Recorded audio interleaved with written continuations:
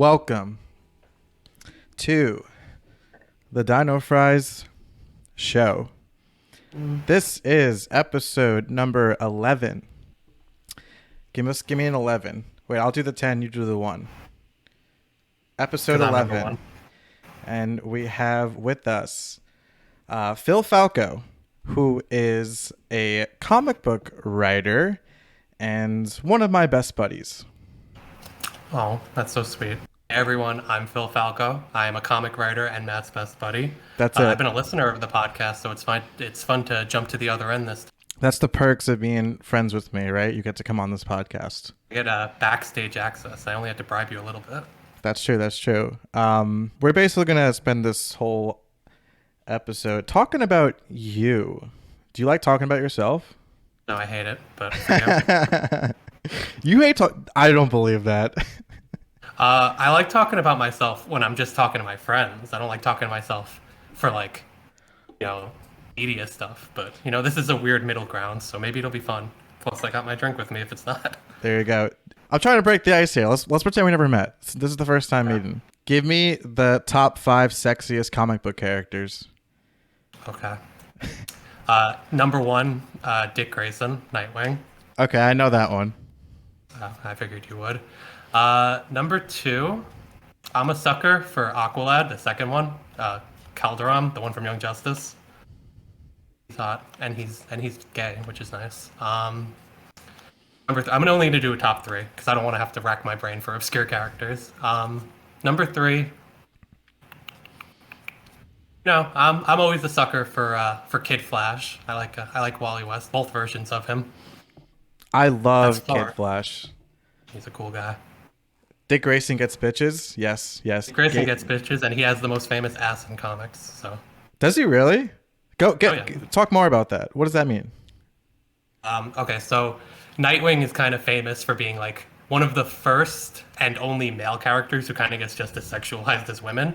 So like whenever you see women in comics, they're always in like these ridiculous angles to show as much boob and butt as possible, and you don't really see that with the male characters except Nightwing, who's always contorted in some way so his ass is showing. And at this point, it's just like well regarded by everybody, fans and DC. Can I bring up Nightwing's ass? If you search Nightwing's ass, you'll see it. Literally this week, like at some point, I think like maybe Monday, the DC Comics official Facebook page posted a photo of Nightwing's ass on a cake. So it's a well-established thing. So search Nightwing's ass. All right, so we're taking a look at this is Dick's ass. You're looking at Dick's ass. This is Dick ass. I like we both went there. Yeah, it's very tight. Well, I gotta say, I've never really been into comics. I never read them even when I was younger. I did watch Teen Titans. I will say that. I mean, I think a lot of people did. Everyone should. And I didn't watch Justice League, but I loved Teen Titans. I watched Young Justice because of you, and I thought that show was great. Sometimes you'll show me comic book stuff, and I'll enjoy it. What was your first comic? I grew up on a lot of the TV shows, so like that was my first entry into comics. I would watch like your X-Men Evolutions and your Batman animated series and your Justice Leagues and your Teen Titans and all that. The first comic I ever read, I took out from the library. I was very into Batman, so I think it was The Killing Joke, which is like a joke. I love that one, story. actually. Okay, yeah. I think most people, even non-comic people, are familiar with The Killing Joke. It's like his most famous origin story, and that was the first comic I think I ever read. And then from there, I kind of went on a Batman spree. I would look for lists of like the most important Batman comics, and I would read like your year ones and your Long Halloweens and your Dark Knight Returns, which I don't know if that means anything to anyone, but your most famous stories. And then the first time I ever bought a single issue, because these were all like graphic novels collected and that I could bet in the library, but the first time I ever got a single issue, I was a big fan of Harley Quinn before she was like as popular as she is today. And I don't mean that like in a I'm cool because I knew her before way. I mean that it was you didn't see her as often. And there was a series that would started. I think it was in like 2008, 2009, where it was all about her and she teamed up with Poison Ivy and Catwoman, and that was like the coolest idea on the planet to me. So I actually for the first time went to a comic book store. I bought my first issue there, that Gotham City Sirens, and I loved it. And that there I just slowly eased my way into comics and branched out into other DC properties and eventually Marvel properties and then eventually the indies into your Image and your other publishers.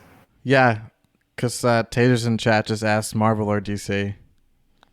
I personally like DC better just because I grew up with DC, but I think you have to appreciate both. Both have had great characters and great stories over the years. They just be churning out these superhero movies now. It's like one every month. Yeah, it's probably more than once a month at this point. What? That's crazy, dude. I don't even. I think I don't even bother anymore. I gotta be honest with you. I've noticed. Yeah. Yeah, I think that there's definitely. I mean, people are still seeing them, so I'm sure they'll keep making them. But personally, and I see them because I like superheroes, but creatively, I try to avoid superhero comics a little bit now. Like I'll still read some of the more popular Marvel and DC comics as they're released, but I try to. Comics I think are inextricably tied to superheroes. When you think comics, Western comics, you think superhero. But there's so many other genres out there now, especially like these days, because people are really branching out.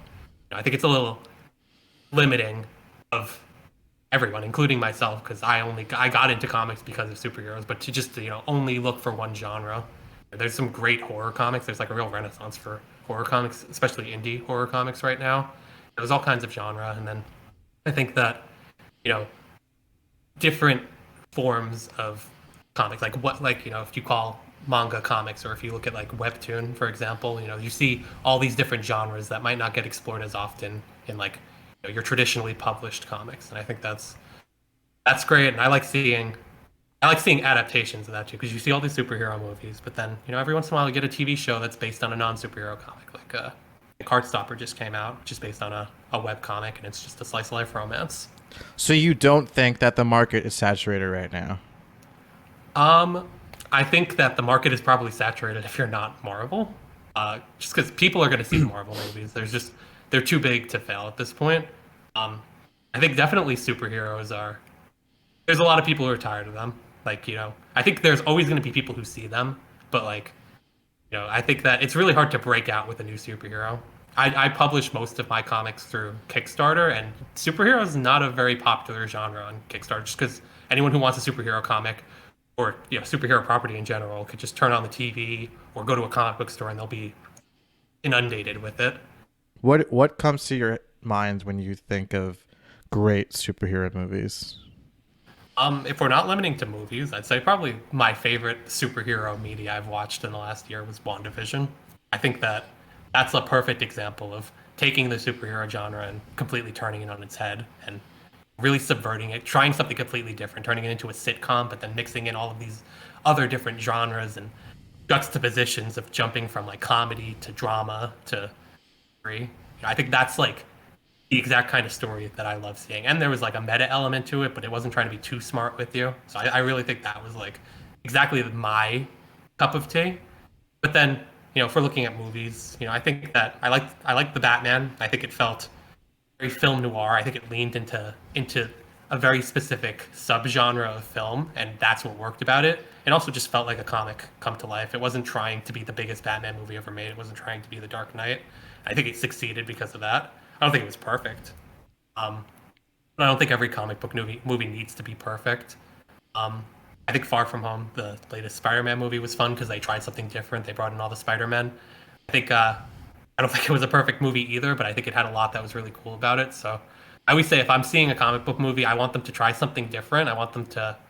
I don't need them to subvert the genre either. I just want them to do something different. Try a different storytelling telling method, or mix in a genre that you don't always see with superheroes. I'm gonna turn the light on in here because it's getting a little dark.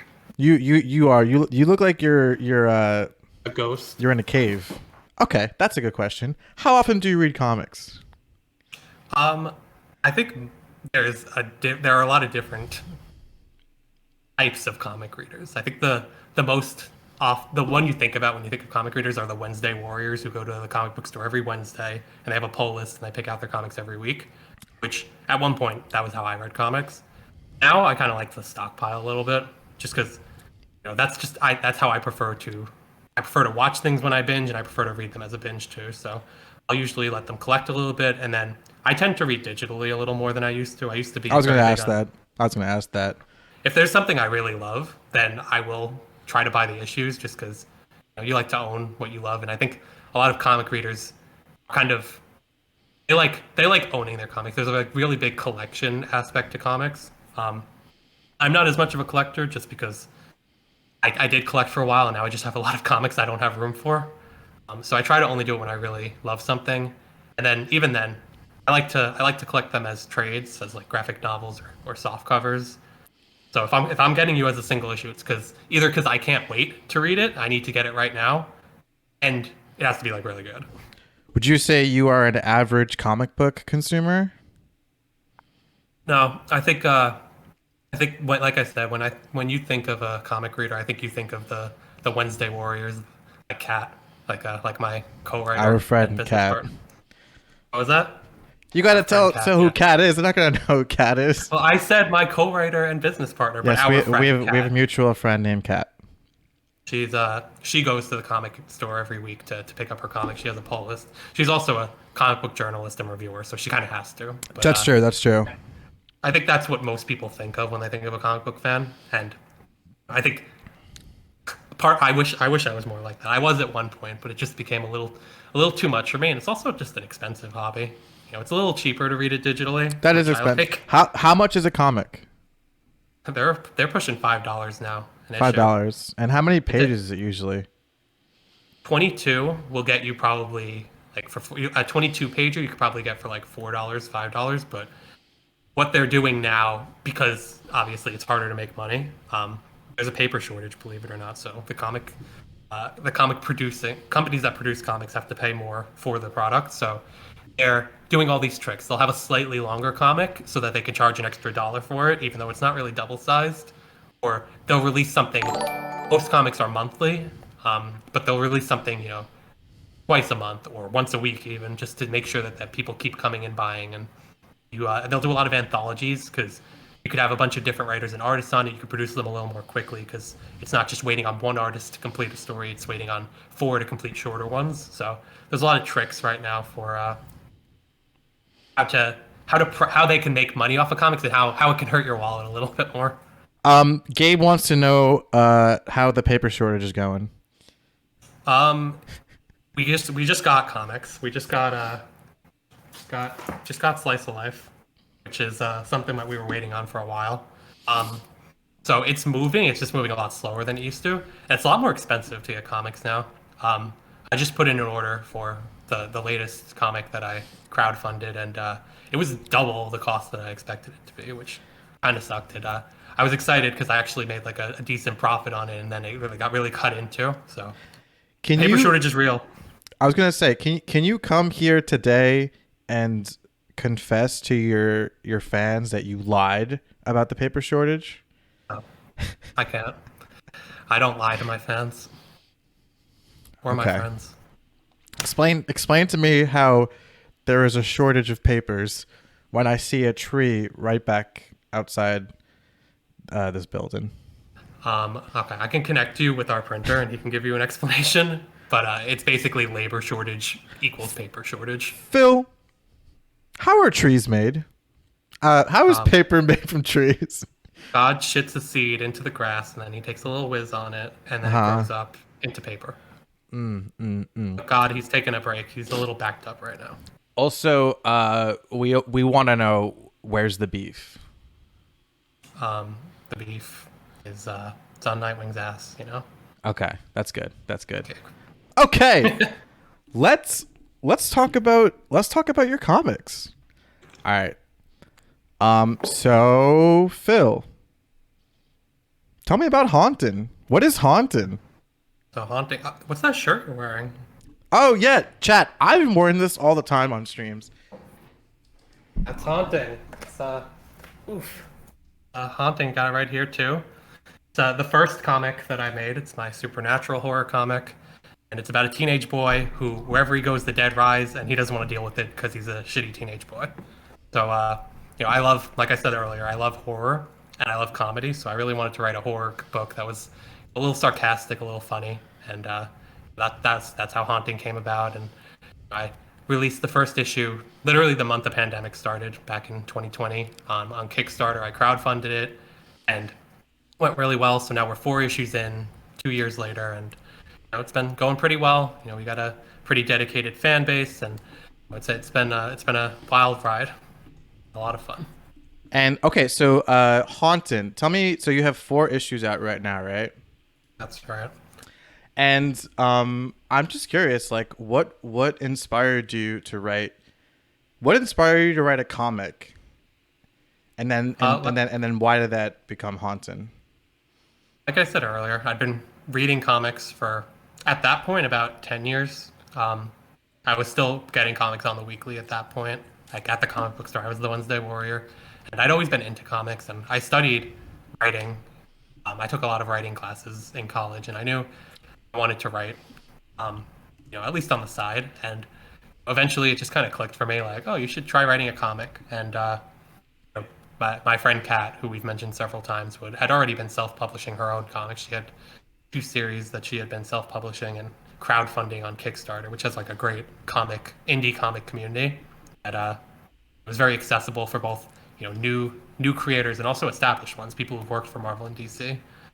So I went to her for some advice, and she gave me some pointers about how to not I kind of knew how to write a comic script at that point, but like how to get started on like creating your story and then also just bringing it to life, getting it in front of people, and making back the large investment that goes into comics. And then Haunting specifically, it actually, I was a novel I had started to write. I was writing it as in one of my creative writing classes because I wanted to tell a story about someone, like, the opposite of like the archetypical hero is what I called it, where like if you think of like your typical comic book protagonist, let's say, it's very much like very like Spider-Man, very carries the weight of the world on their shoulders, takes responsibility for everything. Everything feels that everything's their fault, even though it's not, even when it's not. Um, I thought I'd really like to write a story about just like a bratty teenager who everything that happens is his fault. All the bad stuff that happens is his fault. People are dying because of something that he does, and he's the opposite of that archetypical hero. He takes no responsibility for it, and he's just a little shit about it. And you know, what does that mean for him? Can he be redeemed? Would he ever want to be redeemed? What happens when he meets his match? What enemies does he make? And that kind of snowballed into the story that it became. I love horror, so I decided to make it a supernatural horror story, and make the reason that he causes pain and suffering all around him be ghosts. And from there, it turned into what we have today. And I'm very glad for all of the things that went into turning into what it became. I think landing on Ghosts made it a very visual story that was better told through a comic than a novel. And like I said earlier, fortunately, it's found an audience. There's a lot of people who really like it and always asking me when the next one is coming. So it's very gratifying. Every My process, at least, every story kind of starts as a very general idea of like, what's the type of character I want to tell a story about. For this, it was someone who causes pain. There's no question that he's the one who causes it, even if it's a little indirectly, and he just doesn't give a shit. And then the details came later: what the genre was, what the character was, who he interacts with, and et cetera, et cetera. So, do you believe in ghosts then? Um, if anyone else asked me, I would say, of course, yeah, ghosts. But because you're asking, not really. I think I like to think I wouldn't be like the idiots in the horror movies who would like deny evidence right in front of my face. But I haven't seen anything personally to convince me of anything supernatural. I think they're great stories. I love horror stories. I love especially supernatural horror stories, as you could tell. But I've never seen anything to convince me otherwise. And I'm not really a believe in the otherworldly kind of person, just because I haven't. I'm evidence based.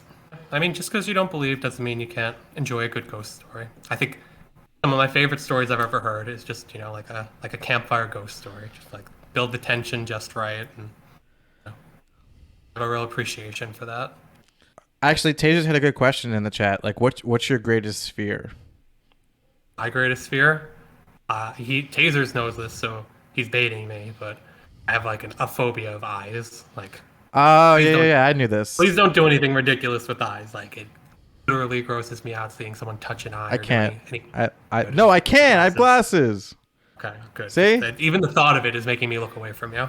So like, if I'm watching, I don't know if you remember. You probably don't, but there was this TV show called Strain that came out a few years ago, No, I and don't know.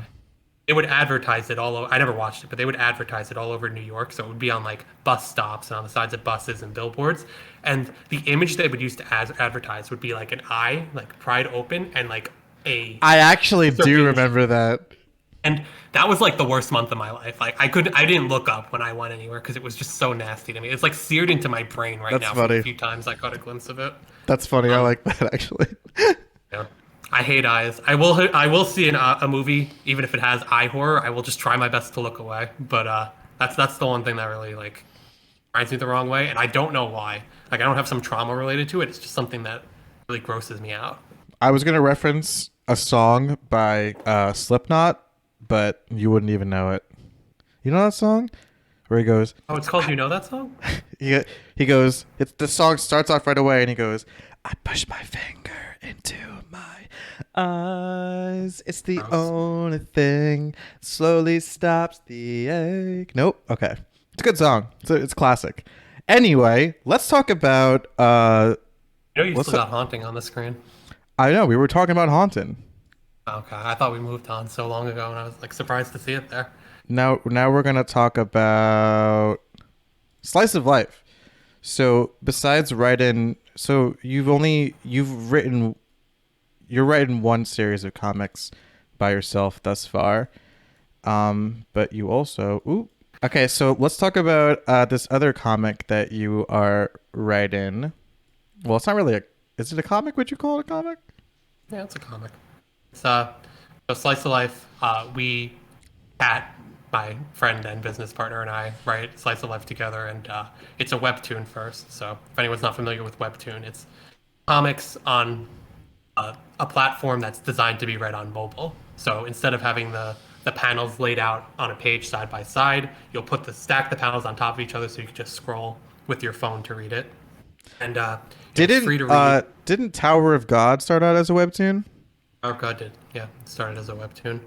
Um, more people are actually reading webtoon now than Western comics. I think it's by a significant margin. It's very popular worldwide as well, and there's a lot of different genres there that don't get explored. There's a lot of romance and slice of life. I think that's kind of the first thing you think of when you think of webtoon and webcomics, but uh, there's plenty of other genres all around. You have superhero series, you have horror, you have fantasy, a lot of fantasy actually. Um, yeah, so Kat, and there's a lot of queer content on Webtoon, and I'm a queer writer, and so is Kat. So we knew we wanted to write a queer comic next because we both had our respective series that weren't that may have had a queer character or two, but weren't like all about queerness. And we wanted to write for Webtoon because there was already a queer audience, and we wanted to get an entirely different reader base than we were capturing through our usual methods of selling comics through Kickstarter and conventions. Um, so it started out with just like, very basic idea. I wanted to tell a story about an anime character, like a gritty anime character. Think like you're like Sasuke's, you're like edgelord boys who comes to And life. that's Yuriko on the left. That's Yuriko, yeah, with the sword, who comes to life. She's Lady Vengeance in her anime, and she dedicated her whole life to avenging her dead boyfriend.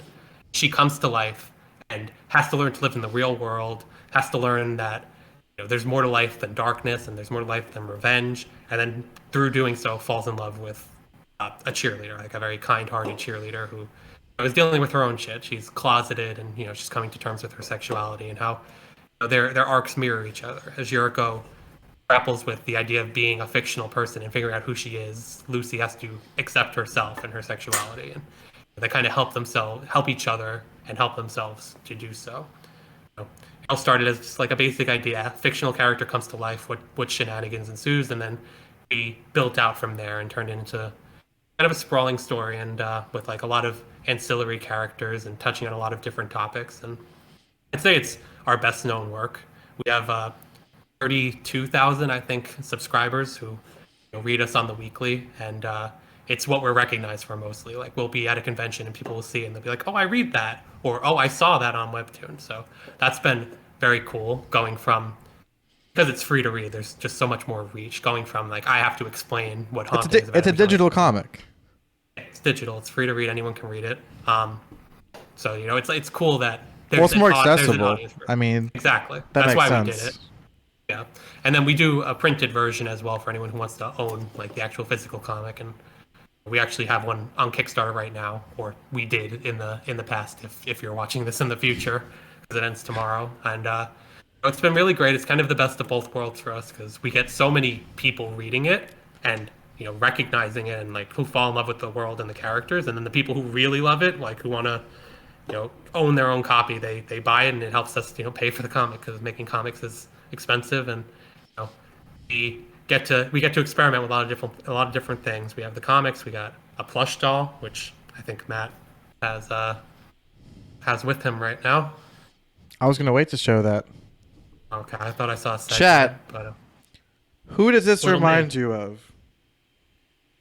Matt always insists that I'm Yuriko, I'm Lady Vengeance. Tell me that this and doesn't look exactly like Phil over here. I just look really mad. I see the resemblance.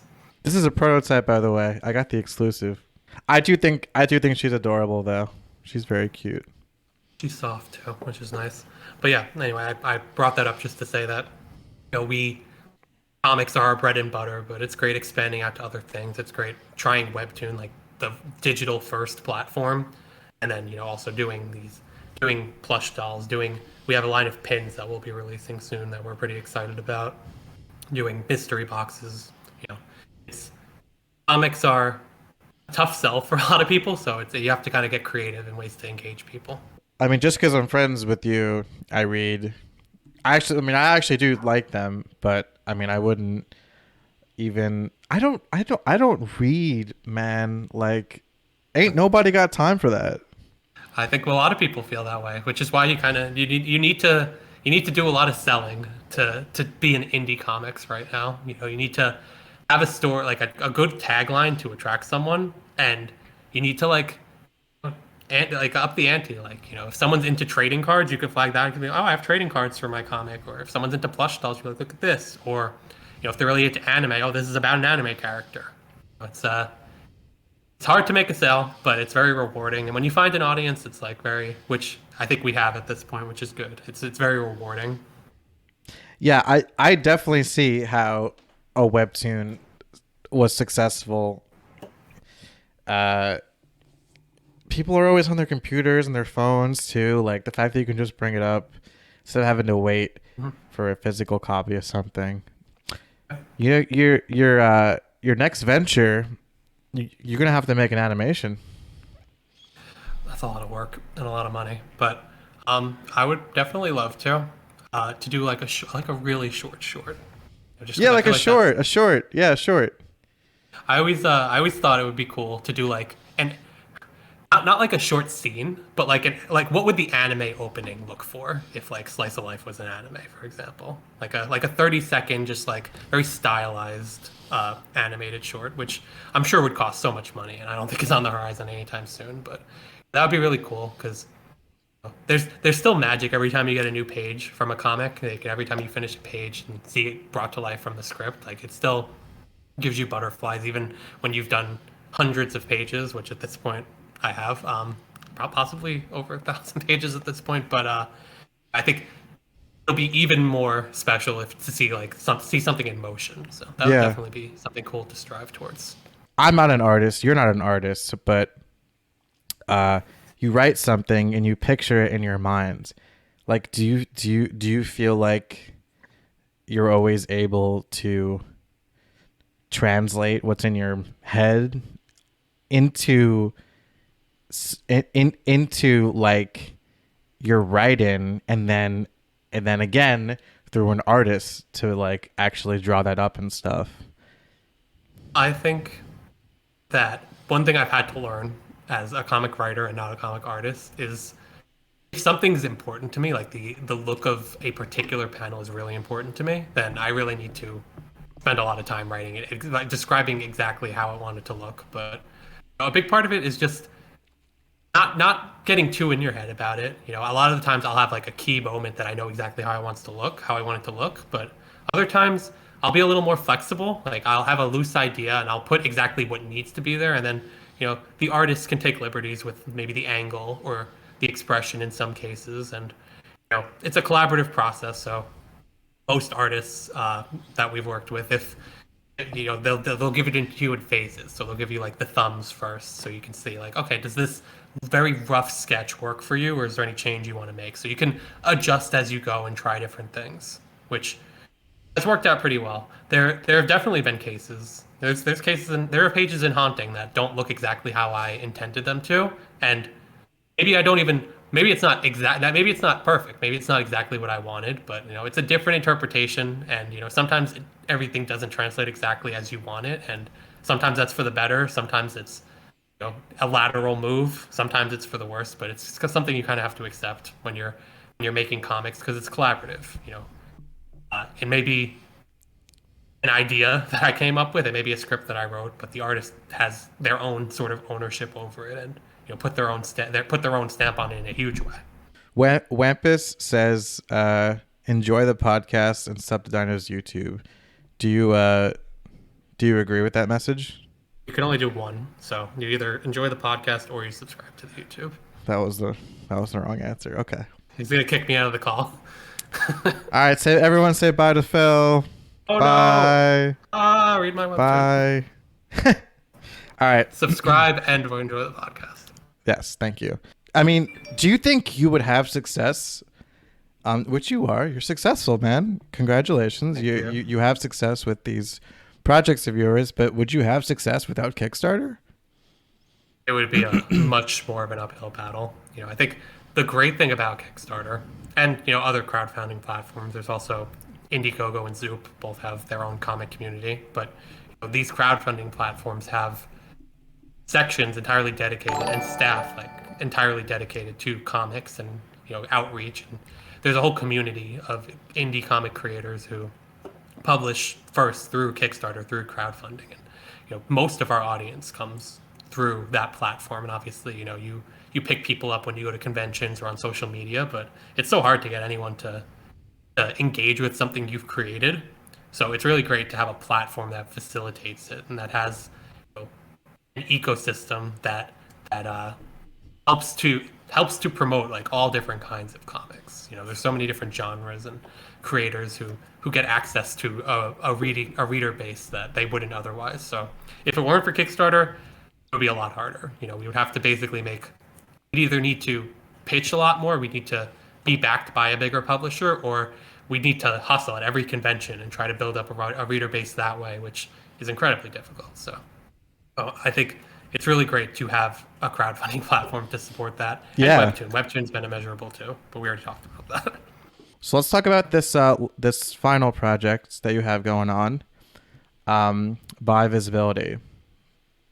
Right. Yeah. So I'm the co-editor by Visibility. This is Kat's baby. So my business partner, my co-writer, Kat, it was her idea, and it's an anthology all about bisexuality with tons of different genres of stories, from action to slice of life to sci-fi to fantasy to romance. And the idea came from the fact that Kat and I would sit around and talk about sexuality all the time. We would talk about queerness and queer topics, and Kat is bisexual, so she would always talk about bisexuality, and we always talk about the lack of representation for bisexuality in media, which it's been getting better for sure, but it's an identity that's so rarely talked about even still. So we really wanted to create a place, especially in comics, I should say. And since Visibility has come out, there have been some major characters from the big two, from Marvel and DC, who've come out as bisexual. Who? But one of the Robins, Tim Drake.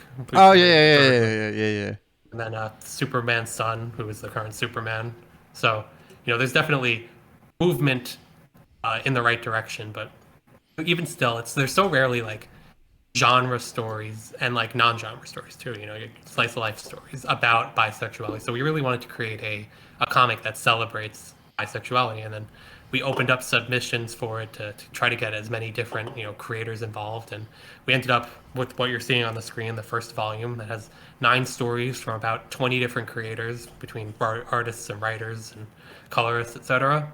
And it kind of exploded on Kickstarter. We got 1,300 backers, which is like a very very nice amount for a smaller creator. And we raised about $30,000 for it, and we're already in the process of working on volume 2 right now, and which is going to be double the size. It's going to have 17 stories compared to the 9 in the first volume, and almost 100 pages. And it's it's amazing. Like, all the different voices and variety and different types of story you could tell that are all about bisexuality, but some of them are more allegorical. Some of them take like a sci-fi stance or ground themselves in like a superhero story, or, some of them are more personal. It's about a personal journey. It's kind of like autobiographical. So it's really one of one of the things I love about anthologies is just that you get a variety of storytelling and all these different voices and art styles, but it's also from an editor easier to put together because you only have to worry about your own story in the anthology, and then it's just a matter of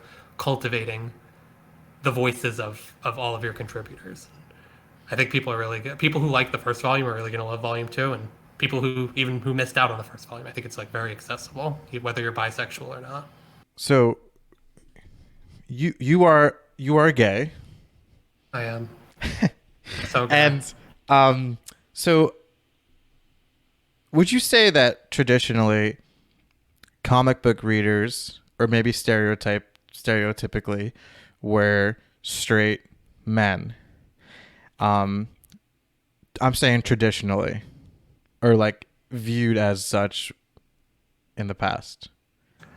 I think that some of the most vocal comic book readers are straight men, and I think that's the audience that a lot of mainstream comics have tried to cater to, or have assumed is like the only reader base that actually matters.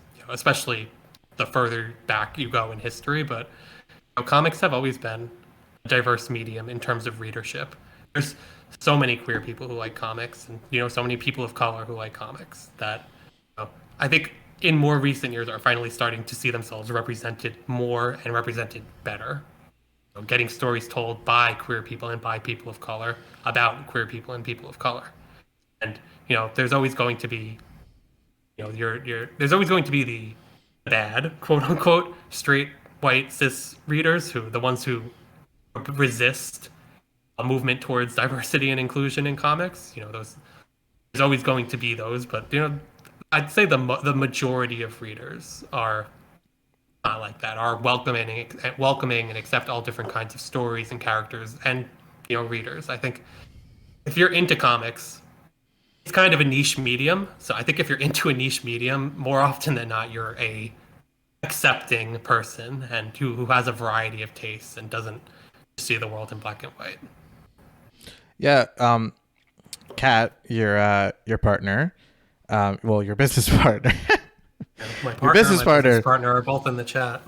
As she said that over the years that she's noticed that many more minorities enjoy comics, but that their voices aren't as loud. So before, when I mentioned that stereotypically comic book readers were, straight men, or I don't know, like just like I guess I picture like how it was depicted, at least, like like the World of Warcraft guy from South Park. Yeah. Do you know what I'm talking about? The World of Warcraft guy from South stereotype, Park? like the stereotype, right? And the sweaty, sweaty, greasy. I assume that man is straight. Yeah. So like they definitely exist. Those types of readers, but I think about when you go to a convention. Think about all of the people you see behind the tables if you go to an artist alley, or the people you see cosplaying, like the like, especially like the niche cosplaying like a more obscure character. You see a lot of people of color, a lot of queer people, a lot of people who just don't fit that stereotype, which I think exists, obviously for a reason. There are a lot of readers who do fit into that stereotype, but yeah, I think definitely not the only comic reader out there, and I think more so with every passing year. The world of comic readers gets a little bit bigger. So, how do you? What's it like then being a gay writer in the scene? Do you ever get any hate?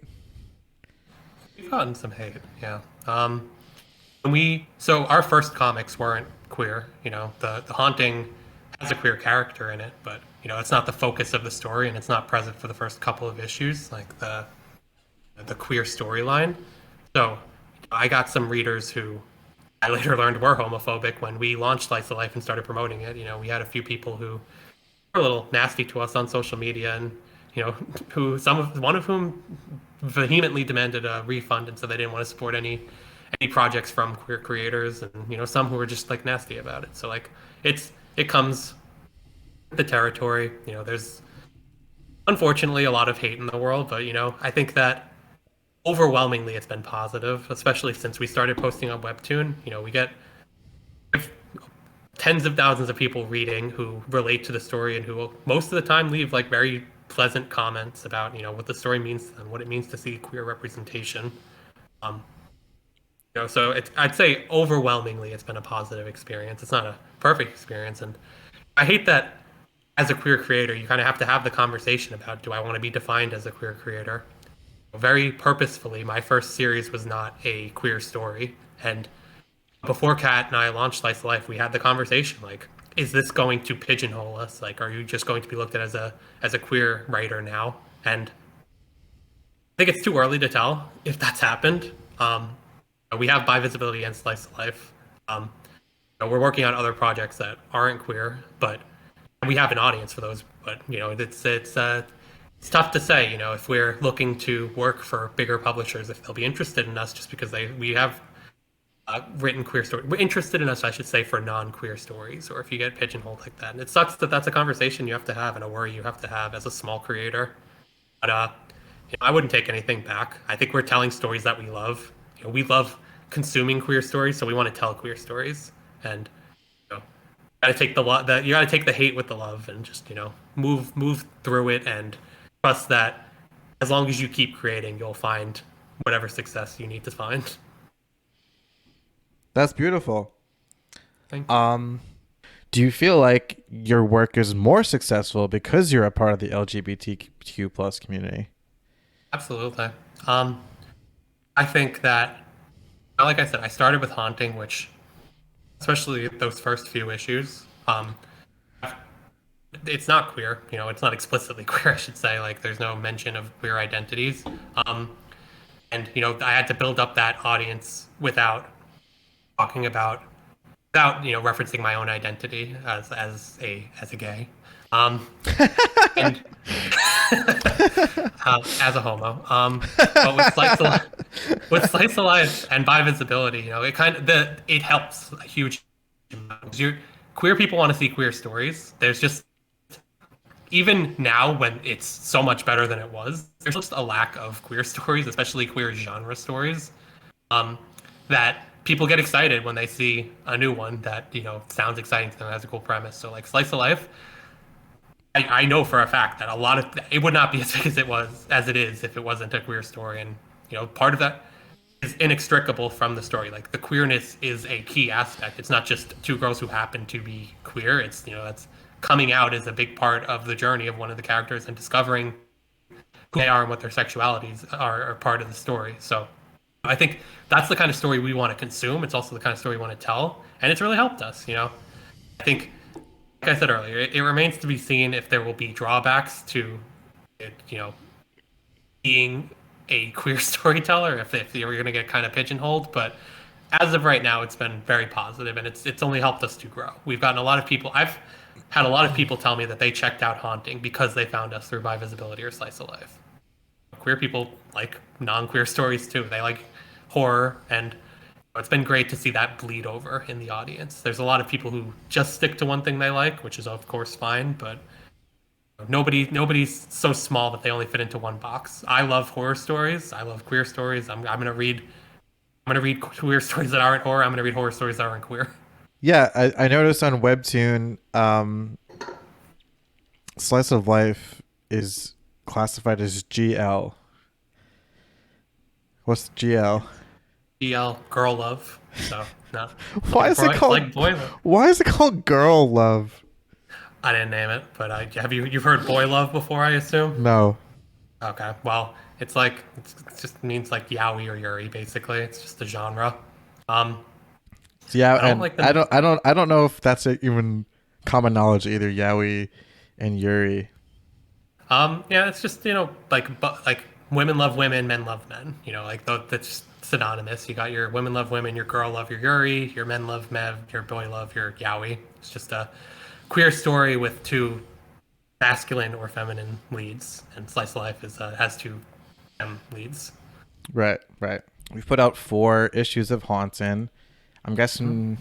Are you working on 5? I am working on 5. I'm gonna do a trade first, collecting the first 4 issues as a graphic novel before releasing issue 5. But issue 5 is actually all drawn now. Right now, we're just working through the colors, and I'm really excited for it. I feel like with Haunting, I get more excited with everything. I should say with everything, but we're talking about Haunting. So with Haunting, every issue, I feel like it kind of levels itself up. So I'm really excited to continue that story and continue the journey with those characters. Kat said comics have found so much success in self-publishing in the past year. All the big writers have left DC and Marvel to do their own projects and have more ownership. Yeah, just to add on to that, we were talking about Kickstarter before and how it's great for small indie creators, but the big creators use it too. Like one of the biggest creators in comics, Scott Snyder, who wrote Batman, he wrote Justice. He kickstarted his own project a couple of months ago now, possibly it might be pushing up to a year now, but you see big creators come onto Kickstarter all the time to crowdfund. Um, Recently, it's not comics, but Brandon Sanderson, the novelist, released crowdfunded 4 new novels on Kickstarter, and it broke the record for how much money was raised through Kickstarter. I think it was like over 30 million, possibly higher by the end. Oh, that's a lot of money. 30 million on Kickstarter? Actually broke Kickstarter. Like that whole day, nothing was working, like except for his page. They put all the bandwidth to it. Do you ever have you ever watched any of those like YouTube videos of like Kickstarter scams? Yes. They're so interesting. They are very interesting. I part of me, I find them very entertaining, like especially like the video game ones. So there's been a lot of video game related scams, but That's the one. it also I watched, hurts yeah. it hurts the ecosystem of Kickstarter because it's very much about trust. You try to prove that you have a product. You'll show pages that you have so far from a comic or assets that you have for a video game, to try to like build that confidence that you deserve this crowdfunding, that you'll finish the project. And whenever something isn't completed, it just hurts the confidence in Kickstarter and hurts everybody who creates on it. So it's always bittersweet seeing those stories because I think they're so fascinating. It's like a true crime story kind of, but it's also just like, man, I hope this doesn't dissuade someone from supporting a Kickstarter in the future, because by and large, I think the vast majority do deliver on their promises when it comes to Kickstarter. Yeah, and then Kat followed up with it's why we almost always launch a campaign with the book completely done. Yeah. Oh yeah, because like a lot of isn't that though, like isn't that the point of Kickstarter is like you're doing a project and you're like, hey guys, I have this idea, this is what I have so far, but I need money to complete it. The biggest expense, not the biggest, but one of the biggest, second biggest, if not the biggest, is printing. So, the way Kat and I try to approach it. Are you gonna complain about the paper shortage again? No, I'm gonna sidestep the paper shortage, but I'm gonna say a lot of the time we'll launch a Kickstarter with a completed book. We'll have all the art, we'll have everything we need to go to print, and the Kickstarter is just to pay for the printing and to, recoup the money that we've invested in the art and everything else that goes into it. So, I think there's no wrong way to do a Kickstarter. I think you need to prove you have something more than just like an idea. I think you need to show that you have at least like some pages in progress, but like Kat said, we prefer to have as much of a completed project as possible. We've definitely launched some where it hasn't been 100% complete. It's been like, I think most incomplete was when he did the crossover between Haunting and her superhero book, like Fall Like Daughter. It's a 44-page book. I think when we launched the Kickstarter, we had like maybe 30 pages complete, so we had like another 14 that we're still in progress when we launched. But I don't think I don't we're both so like neurotic and nervous that I don't think that either of us can handle not having something complete in case like there's a roadblock during the production phase. So I mean, obviously, you guys aren't the only ones who are launching comic books on Kickstarter. We actually own Kickstarter. All those video game scans that you've seen, they've been made. we actually own Kickstarter. Yeah. My name is Mr. Kickstarter. Yep. All right, smartass. I want to show everyone how successful you guys are with your current Kickstarter. So this Kickstarter ends tomorrow, and this is for the second issue of Slice of Life. And as you guys can see, they've raised 17,000 fucking dollaroonies and 504 backers. And how long was this up? It was I want to say 24-day campaign. So we've been up as of right now about 22 days, and It's awesome. it's done really great for us. The first issue was around the same amount. We had about 600 backers and $15,000, and it's just great to. Is this your biggest campaign? Buy Visibility is the biggest campaign. That one had 1,300 backers. I was gonna say, yeah, that's cool. That's cool, but yes. Sorry, I was just gonna say, Buy Visibility is just so accessible because like you don't need any baggage. You don't need to sell.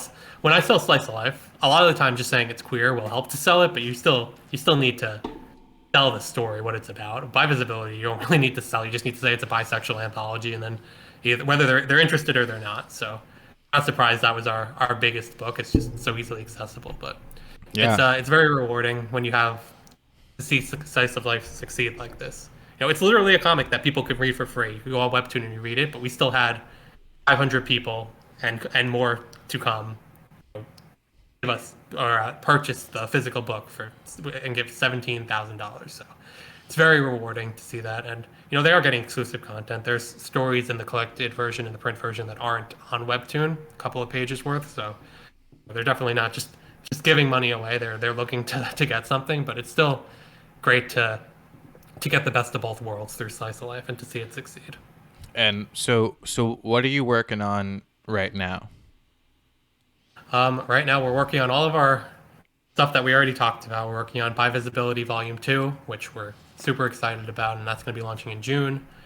Slice of Life releases weekly on WEBTOON, so we're always working on that. I'm working on Haunting issue 5, and then also the trade collecting the first 4 issues. And we have a few secret projects we're working on. Kat and me, we have one book that we've only just started. That I'll say it's a detective story is all I'll say, and it's something we're really excited for. That probably won't see the light of day for a little while because we want to try a different release method. We've done Kickstarter, we've done WEBTOON. We always want to try to hit a different audience. So we're going to try a few different things with this one, but it very well could find its way onto Kickstarter at some point. And then we also are working on some work for hire work. We have a publisher we've been in contact with to do a one shot of work for hire for something for their idea, something that they pitched us. So we're definitely keeping ourselves busy. Keeping ourselves busy. Keeping ourselves busy with the writing and with creating and with all of the marketing and promotion and fulfillment and printing and paper shortages and all that good stuff. How do you get inspired? What's your routine? I think that I try to take a little bit with me from everything that I love. I think to have your own voice, you need to know what you love about other things. So if I'm writing Slice of Life, I'm going to draw on any romance I've ever been moved by, or I'm going to draw on any time I've felt or consumed media that evoke the feeling of isolation, of not knowing who you are, of growing up, figuring out who you are, what you want to be, trying to distance yourself from where you're coming from. I think at the core of every idea, no matter how deeply in the genre space you are, is just a very human emotion and feeling. And I gravitate towards media that I gravitate towards media and writers slash creators who know that and who get that into their work and who it seeps through the work of. And I try to emulate that with everything that I create. I think if you ask me what my inspirations are in a given moment, it'll always be whatever I've consumed recently that's really moved me. I already mentioned that I just watched Heartstopper on Netflix, and I think that was just a great. Apparently, that was a webtoon first. It was a web comic. They did publish on WEBTOON, but it wasn't exclusive to WEBTOON, and it's one of the most watched shows on Netflix. I've got like so many hours of streaming, so like that. I take a lot from that. I think that it's great to see like a very wholesome queer story. So I feel like that's kind of inspired me a little bit, and it's something I'll carry with me. I already mentioned last week I saw Everything Everywhere All at Once. That movie, like it moved me to tears, which I said I don't cry during movies a lot, and that one got me. And it's this sprawling multiverse story that has a very moving relationship, very moving family dynamic between a mother, a father, and a daughter at the center of it. And that's something I'll carry. That if ever I was to give myself a rule, it would be just never lose sight of the connection of the human element at the center of the story, because that's what I watch something for, and that's what connects me to something. So that's something that I would never want to lose touch of when I'm creating my own media. I don't know if I moved too far from the original question, but no, it's good. So then, is it just comics for you, or do you ever see yourself doing a different medium of writing? I'm never saying never. I think I'm comfortable in the comic space. I think that I love comics, and I've always loved comics, and I love creating comics, but I would never pass up the opportunity if something else presented itself. Kat has a master's in TV writing, like she loves to tell people. So, I would, we often collaborate. We write together very often. I would love to try my hand at TV with her genius masters guiding us both into the transition from comics to TV. But I'm open to any form of storytelling. I love telling stories, and I think that comics are great because they're so accessible. Small creators can get into it, and then trading up to something like TV or movies, like you hit like a whole much larger audience of people. Not everyone's into comics, but you'll be hard pressed to find someone who doesn't like TV and movies. How do you find the fucking time? I don't. That's true. No, You're really a busy guy. Yeah, I'm exhausted all the time, and I say that lovingly. Like I love what I do, and I wouldn't change it. But it's a full-time job for sure, and on top of another full-time job. And whenever I'm not working on one of them, I'm trying to unwind because I'm so tired. So I think when you love something, you find time for it. You make time for it, and sometimes to your own detriment. But it's if you care about something, you're willing to suffer for it a little bit. I like that. I actually really like that. Nice thing about hunting being entirely my project is if I ever wasn't feeling it, I could put it aside until I was.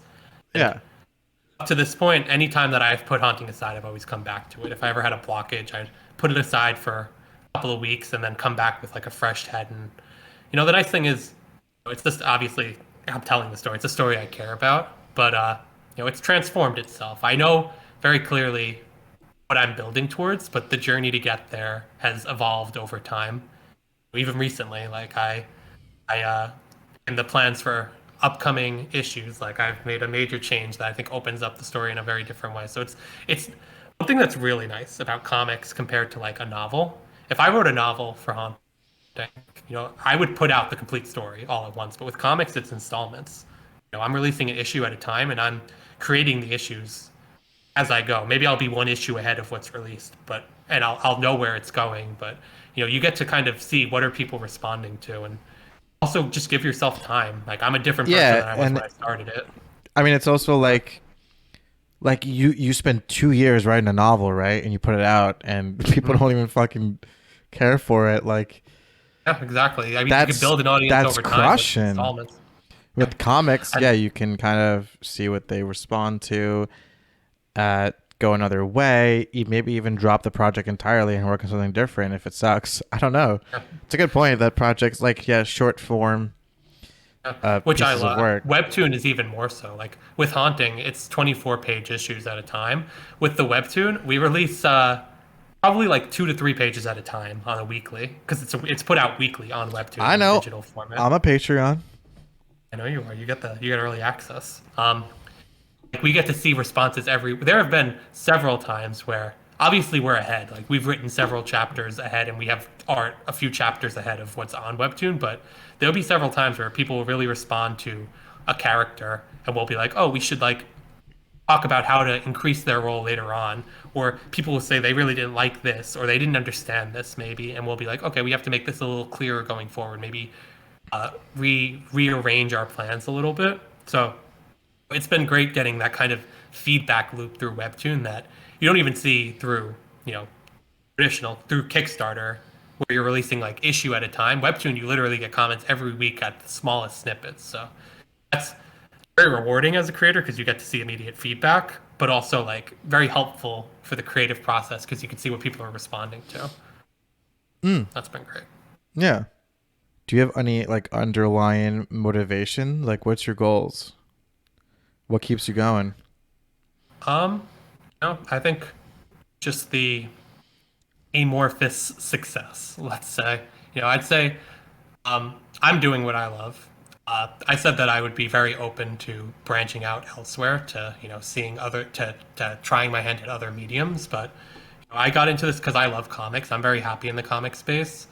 Um, I would love to expand my reach more. I think Webtoon has opened things in a massive way. I think another way is direct market. The books you'll see in comic book stores, like nationwide or worldwide. I'd love to maybe try hitting the direct market with a future book, or doing work for hire for a larger publisher that's in the direct market. I think that's not something that I've personally tried my hand at yet. I've only been in this space for about 2 years now, but that's something that's in my sights. The way to kind of level up, and there's so many people, so many creators who they find their audience by doing through the direct market. They'll publish their own creator-owned work, or they'll do work for hire for a bigger company, and they'll find an audience, people who enjoy the writing style, and then follow them back to their own work. And I think that's kind of the dream. I always want to tell my own stories, but I want to get myself out there as much as possible. And I think the webtoon has kind of been a dream in that way, where it's just like so many people reading it on the weekly, and it's only growing every week. And I'm excited to see where it ends up because it's a story that we have big plans for to tell for a long time. And as a lover of long form storytelling, I relish having so many people who are along for the journey, along for the long haul. Tell people that crazy number that you guys hit recently. On subscribers on Webtoon, That uh, you know what I'm talking about? we hit 1 million views. If that's what you're talking about, Yeah, that's yeah, crazy. yeah, we hit a million views I think last week on Webtoon. So like unique Hell episode yeah. views, and then ever since then it's already gone up. We're already at like 1.2 million now. We had a big explosion over the weekend where we got like 5,000 new subscribers. So it's just you never know And when it's gonna subscribing's like free, catch up. isn't it? Yeah, you just subscribers just means they get notified and they read It's like weekly. following. Yeah, exactly. It's like followers. So we're at like 30 to 30 something thousand subscribers now, and we're at over 1 million views. So I don't know what our next big milestone will be. Probably 50,000 subs, but I'm looking forward to seeing when we're gonna hit that. And it's crazy when we are working on a chapter now and we know like, oh wow, tens of thousands of people are gonna see this in like a single day. So that's been really cool. What has been Yes, your yeah. what has been your favorite fan interaction? I have two answers for you. Um, okay, firstly, we were at a convention, Kat and me, recently. We were in Philadelphia, and we had buy visibility on the table, and we had a mystery box for buy visibility. We call it the buy box. That's just it's a box that has the buy flag colors and has buy on it. And these two women walked by. They were probably like in their like 30s or 40s, and they looked at the table, did a double take, and then just started like screaming and jumping exuberantly. They were like so excited to see the buy box, and they like ran over and they were like very infectious, excited energy. And I'm sure if Kat's listening right now, she knows exactly who I'm talking about. And like they were just so excited to see bisexual representation that was like wholly centered towards bisexuality, something that they hadn't seen before. And they immediately bought the buy box and opened it up in front of us and were just screaming the whole time and excited by everything they saw. And they didn't even get like the big prize of the buy box. You have like a 1 in 3 chance of getting like a glossy foil cover, like a special paper stock that they didn't get it, but they didn't even care because they were so excited. It was just like very woke you up after a. They didn't even realize there was a paper shortage. I didn't realize there was a paper shortage. I tell everybody, but they just I didn't know care. you do tell everybody. I do because it's real. Yeah, they were just like so excited. It was just like very infectious. It woke us up after a long weekend because conventions, it's so many hours at a time. So yeah, that was a great time. And then runner-up answer would just be someone who recognizes one of the properties. I've had people who come up to our table at a convention and be like, "Oh, I saw this on Kickstarter," and then like I had one person who saw Haunting. They were like, "I supported this on Kickstarter," and the next day it was a 3-day convention. They came back with the comic they got from Kickstarter and asked me to like sign it in person so that they could have a signature that they saw me sign. So like, that's cute. That was very cool. That's cool. And Slice of Life gets recognized all the time, so like it's still special every time, but it's really cool. Let's say someone's watching this right now who wants to write but hasn't for whatever reason. What advice would you have for them that maybe you would have liked to hear when you were first starting out? The most cliche answer on the planet is just write. That's so cliche. It is cliche, but for real, like I try to put myself into a lot of writing communities, just so that I can always see people talking about writing and their own challenges and their own successes, just to like kind of immerse myself in that world. And one thing I see a lot is people who are just afraid to get started. There'll be people who will talk about their idea, their story for literally years. Like people have been talking about this one story that they're going to create since I joined these groups for 2 years, and I'll see every once in a while, and they'll talk about it, and they'll have every detail figured out. They'll be like, "This is my sci-fi story. These are the languages that the aliens speak. This is the number of species. This is the point in the future it takes place at. These are the stories that it's influenced by. Blah blah blah blah blah blah blah." Like workshopping it to death with themselves, and at the end of the day, nobody gives a shit until you have an actual story. I obviously I said before I'm more partial to like character than I am to lore, like me personally. But I think even people who like immersing themselves in worlds, like fantasy worlds, like don't care unless they're grounded by an actual plot and character. And I think you need to just sit there and figure out what your narrative is and write it. And if it sucks, take what you like and then start completely over. You're completely in control. So just create something and then recreate it until you're happy with it. And then once you have something you're happy with, do the research. A lot of people, once they have something they like and that's written, they don't know what to do with it. There are resources out there. Look into what your options are. If you're trying to create a comic, look into how to pair up with an artist. Look into different ways to distribute, if that's WEBTOON, if that's Kickstarter, if you're going to make a direct market play. The world and the world of comics are both transforming. There's hundreds of ways to get yourself out there and to find an audience, and it's just a matter of finding your way, the way that works for you and that you can manage with your time, with your energy, with your budget. So I think that's my long-winded way of saying just right. Yeah, in summary, just like do something. Yep, don't sit on your ass. Well, that's a wrap. That's all I got. Thanks for coming on. It's been lovely chatting with you. I told you in the beginning that I've had podcasts where it's been like a slog to get through, and this was one of them. But I'm just kidding. This was a lot of fun. I don't usually get to be as much of myself. You got to kind of put on your marketing hat, but I got to just talk about how I put on my marketing hat. No, I put on my marketing hat when I go on podcasts. When I go on other podcasts, I'm just like, how do I sell Slice of Life? But here, I talked about my books and my process, but I feel like I just got to be myself and say some things I maybe wouldn't say if I was just trying to sell something. Yeah, yeah. Let's yeah, you got it, bro. Thank you. Thank you. Um let's really quick, let's take a thumbnail picture, okay? No, no, do the thing again.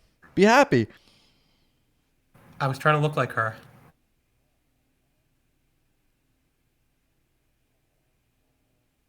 Okay, that's good. Uh Phil Falco is That's me. accessible on Twitter and Instagram. But I will also be plugging the Kickstarter and the webtoon in the description below. Check him out. He's not bad. I gotta say. I mean, I'm pretty okay. I don't even like comments, and I would never lie to anyone. And I like him. So A solid six. there's your review from someone who's not into comics. And yeah, why don't you sign us off by giving us your best like, comment, and subscribe. All right. Thanks everyone for listening. Make sure you like, comment, and subscribe. You like That's that? it. That's it. That's it. You want me to put some jazz? You want me to offer kisses? Take If take you take your like shirt top, off. Okay. like it. All right. I'm signing off. Bye. Bye everyone. Bye. Bye. Thank you so much for watching. I'm about to piss my brains out, boys. Peace.